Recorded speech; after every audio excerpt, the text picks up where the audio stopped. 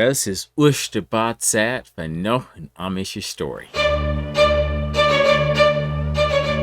Storyzeit für Amische lernen. Und hier ist meine Story mit Captain Van Hochzig. Mijn Aunt Wilma en Kyle waren zu Onkel Gerald. En wir sind nu in Indiana gefahren. Een bunch Zeit ab die Hochzig und nach die Hochzig. Und so habe ich eine lange Zeit gehabt mit meinem Onkel Henry. Der Onkel Henry und ich waren part dieselben alt. So wir haben uns miteinander gespielt. Ich war ein bisschen älter sein.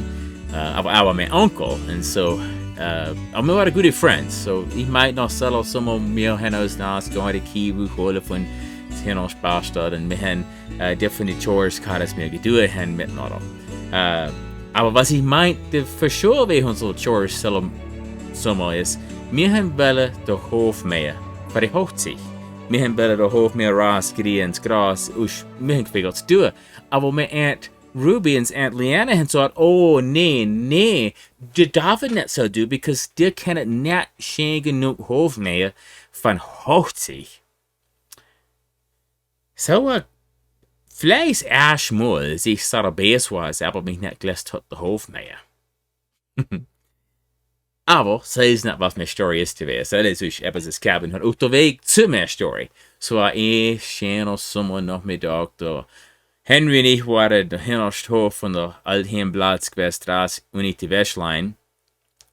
Ich weiß nicht, was man tun war, aber meine Schwester Ruth und meine Aunt Irene sind rausgekommen und sie haben uns some frische Cookies gebacken gehabt. Und so haben sie uns einen Cookie gegeben, so da ist ein Cookie. Wir waren so froh von Snack haben, halbwegs der Nachmittag. Und so haben wir selber Cookie statt essen und haben wir gefragt für noch einen Cookie, because das ist, was man tut. Wenn Apple einem Cookie gibt, fragt man für den zweiten Cookie. At least, das ist, was ich gedacht habe, wo ich 8 Jahre alt war, ein kleiner amischer Bub. Vielleicht war ich schon 9 bis 10 Jahre, als ich daran denke, ich bin nicht ganz sure. Ich war 8 oder 9 Jahre alt gewesen. Aber Irene und Ruth haben gesagt, wir dürfen nicht noch einen Cookie haben. So, haben wir wissen wollen, wie kommt's nicht? Und sie haben gesagt, man möchte fett werden.